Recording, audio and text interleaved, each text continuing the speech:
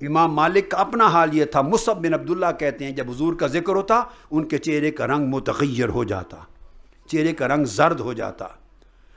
اور پھر وہ کہتے صحابہ ان کے اصحاب یعنی تلامذہ کہتے امام مالک آقا کا ذکر ہو کر آپ کا حال یہ ہو جاتا ہے، اس کی وجہ کیا ہے؟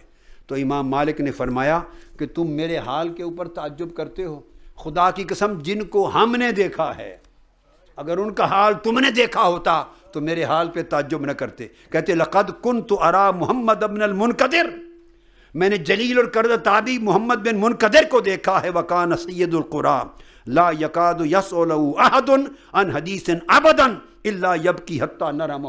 اگر کسی نے ان سے حضور کی حدیث ہی پوچھ لی تو بس حضور کی حدیث کا لفظ سن کر تڑپنے لگ جاتے، زاروں قطار روتے، اتنا روتے کہ ہم اہل مجلس کو ان کے حال پہ رحم آ جاتا.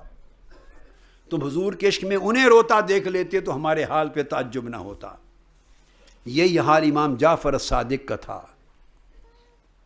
یہی حال امام عبد الرحمن بن القاسم کا تھا کہ حضور کا ذکر آتا تو ان کا چہرہ اس طرح زرد ہو جاتا کہ جیسے ان سے خون کسی نے نچوڑ لیا ہے اور زبان لڑکھڑا جاتی، ادب رسول میں کلام منہ سے نہ کر سکتے. یہی حال عامر بن عبداللہ بن زبیر کا تھا، اتنا روتے کہ رو رو کے آنکھوں سے آنسو بہ بہ کر پانی ختم ہو جاتا. یہ حال امام ابن شہاب زہری کا تھا، اتنا روتے جب حضور کا ذکر ہوتا، تڑپتے، حالت اتنی غیر ہو جاتی کہ وہ نہ کسی کو پہچان سکتے کہ مجلس میں کون بیٹھا ہے اور نہ کوئی انہیں پہچان سکتا کہ یہ امام زہری ہیں. ان کا حال اتنا عجیب ہو جاتا. یہی حال امام صفوان بن سلیم کا تھا، یہی حال امام قتادہ کا تھا، یہی حال امام ابن سیری کا تھا، یہی حال امام عبد الرحمن بن مہدی کا تھا.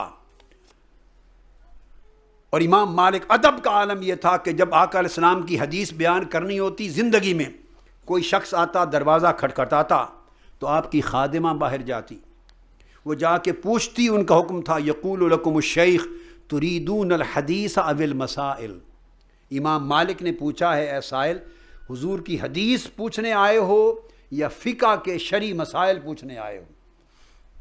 اگر وہ کہہ دیتا کہ حدیث پوچھنے آیا ہوں تو داخل مغتسلہ فاغتسل وتطیب ولبس ثیابا جددا ولبس ساجہ وتعمم ووضع علی راسہ رداءہ وتلقى له من السطا فیخرج فیجلس علیہا وعلیہ الخشوع ولا یزال یبخر بالعود حتی یفرغ من حدیث رسول اللہ. اگر وہ شخص کہہ دیتا کہ میں حدیث رسول سننے آیا ہوں، کہتے اس کو مسجد میں بٹھاؤ، مسجد نبوی میں غسل خانے جاتے، حدیث پاک حدیث رسول سنانے کے لیے غسل کرتے، غسل کر کے نئے کپڑے پہنتے، خاص کپڑے رکھے ہوئے تھے، خاص لباس، پھر اس کو خوشبو لگاتے، عطر لگاتے، اس کو عطر لگاتے، اور سبز تلسانی جبہ تھا وہ پہنتے، پھر اس کے بعد امامہ پہنتے، اور امامہ کے بعد ردا پہنتے، اور ردا کے بعد پھر ایک کرسی بھیجی جاتی، گھر سے کرسی آتی، اس مسجد نبوی میں کرسی رکھی جاتی شایان شان، پھر نکل کے کرسی پر بیٹھتے، پھر بخور جلایا جاتا، سارا ماحول جب معطر ہوتا تو تب کہتے قال قال رسول اللہ، رسول اللہ کی حدیث یہ ہے، آقا نے یہ ارشاد فرمایا. جبکہ مسائل فقہ بیان کرنے میں صرف وضو کر کے بیان کرتے یہ اہتمام نہ ہوتا.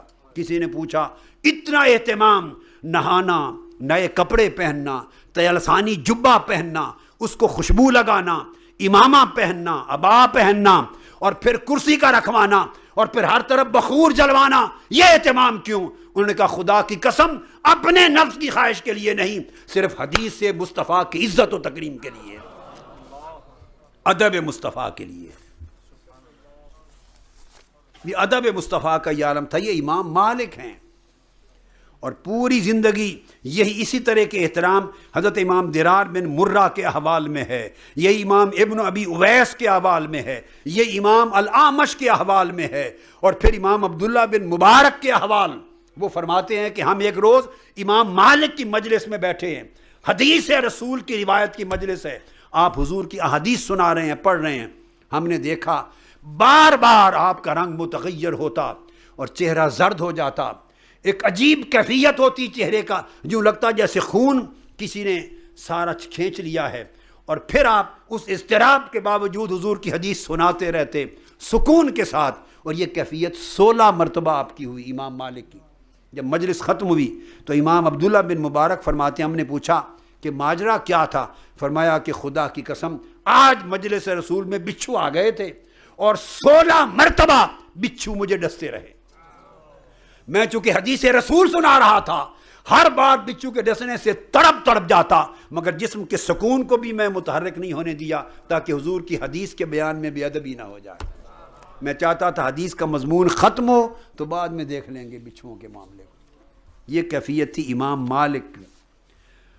پھر امام مالک نے ایک روز ساری زندگی رہے مدینہ پاک اور سواری نہیں کی۔ کسی نے پوچھا کیوں؟ فرمایا کہ ان گلیوں پر آقا کے قدم لگے ہیں تو میں نہیں سفر کر سکتا، سواری پر بیٹھ کر کہیں آقا کے قدم لگنے کی جگہ کی بے ادبی نہ ہو جائے۔ پھر آپ نے بہت سارے سواریاں دے دی سیدنا امام شافعی کو جب وہ جانے لگے، اور کہا کہ اے شافعی اس ایک سواری پہ بیٹھ جاؤ۔ کہنے لگے کیسے بیٹھ سکتا ہوں، مدینہ رسول میں حضور کے قدم لگے ہیں۔ تو وہ بھی پیدل ہی سفر کرتے، آپ نے سواری پہ سفر نہیں کیا۔ تو آقا علیہ الصلوۃ والسلام کے ساتھ یہ حضور کے ادب کا تقاضا، محبت اور ادب کا تقاضا، یہ صحابہ کرام نے نبھایا، تابعین نے، اتباع التابعین نے، کل اولیاء صالحین، ائمہ سلف صالحین نے نبھایا۔ اور یہ آج تک حضور کی حدیث کا احترام کرنا، حضور کی سنت سے محبت کرنا، حضور کے ذکر سے محبت کرنا۔ اولیاء کہتے ہیں آج بھی حکم ہے کہ اگر حضور کا نام آ جائے تو بندے کے اوپر خشیت، ادب اور ہیبت طاری ہو جانا چاہیے۔ حضور کا ذکر ہو جائے تو وہی کیفیت ادب میں ہو جو صحابہ